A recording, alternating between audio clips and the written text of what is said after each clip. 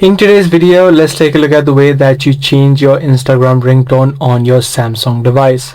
So what you need to do is simply head over to the settings on your phone, scroll down and head over to notifications. Once you're inside, tap on app notifications and make sure you find the app of Instagram.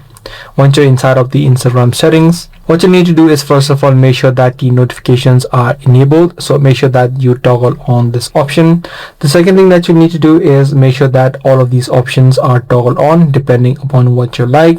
If you head over to the configure in Instagram option, it's going to take you to the section of Instagram where you can manage a few notifications here as well, such as message notifications. You can turn on or turn off a particular notifications. Now, as of recent updates, Instagram has now removed the option of changing the notification ringtone for particular devices. This may be mainly the update for Samsung as well, but in other devices, if you do not have a Samsung, that may be possible. But as of the recent update on Samsung, that option now has been removed. In the future, they may add it on back, but as of now, you don't have the option of adding or changing the Instagram notifications ringtone.